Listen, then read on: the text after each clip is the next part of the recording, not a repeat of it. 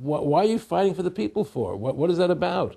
The people are just, they have to be ruled. They have to be, the Constitution, what you're standing for, is only for a few people. It's only a few individuals that can live that way, And we believe that it's best for society to be ruled by an elite people who control everything.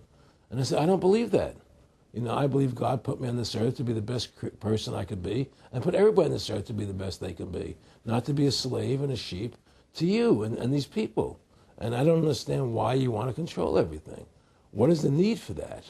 And I asked them, do all the people in the Council of Foreign Relations feel the same way you feel? He said, no, a lot of them think they're doing the right thing. They think that socialism is the best way to go. They think that, that they're doing the right thing. But the people at the top, they all know the truth of what's happening. And that's what it is. So it's compartmentalized within the elite structure as well. Of course it is. Of course it is. I mean, all the people that are in the CFR, was that 2,000-3,000 people? I forget, like Dan Rather. They don't know what's going on. They join the CFR because it's prestigious. They think it's good for business. It's good for this. They don't know what's really happening. The evil that comes out of it, that's emanating out of it. And to me, the biggest evil is what's happening right now, because what happened on 9/11 is a phony, and we've never learned the truth about 9/11. That's the question I wanted to follow up on. He tells you 11 months before there's going to be an event, all this is going to happen.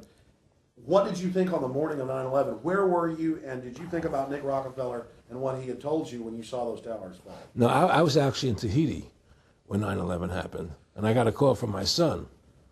And my son said, the Twin Towers, they were just attacked, and they were falling down or something. So what are you talking? I was in Tahiti, I was asleep. And he said, yeah, they were hit by a plane, da-da-da-da. And so where I lived, where I was in Tahiti, there was no television, so I had to run around the other side of the island to a hotel where they had, and it was all on television, and that's when I first saw the stuff on TV about it. And I didn't immediately equate it to Nick, but when I realized that we were going to go into Afghanistan, Iraq, and as that developed, I realized what it was. How could there be a war on terror and actually say that we're having a war against terrorism and leave the borders wide open? If you were the President of the United States, or I were the President of the United States, and 9/11 really happened the way they want us to believe it happened, the first thing you would do is shut down the borders so people couldn't get in the country to harm you. But they left the borders wide open because the bankers want the borders open because they want a one-world government. They want a North American Union. They don't want borders here. The 9/11 was only a manifestation. It was done to create a fear in the American public, right? So that we will obey what they want us to do. And take Richard Reed, the shoe bomber.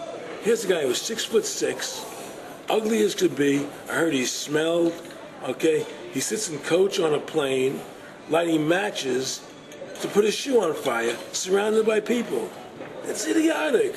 If you were going to blow up a plane, you go into the bathroom, you close the door, and you put your shoe on fire. You're not going to sit there surrounded by people lighting matches on a no-smoking flight.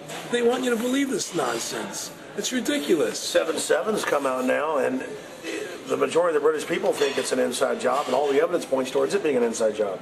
Yeah, I mean what happened in England, London? Yes. All this is nonsense. It's just keep people in fear. It's this endless war on terrorism that doesn't really exist, so people will submit to whatever the government wants them to submit to. Searches, check your shoes, have ID cards, put chips in you, where you become servants to the elite. That's what this is all about, Restore America's republic to what it's supposed to be, get the bankers out of our government, get the bankers out of our government. Government should stop borrowing money from the banks. Government should make its own money, restore the republic, individual freedoms. That's what this country's about. And until we do that, we're gonna be slaves.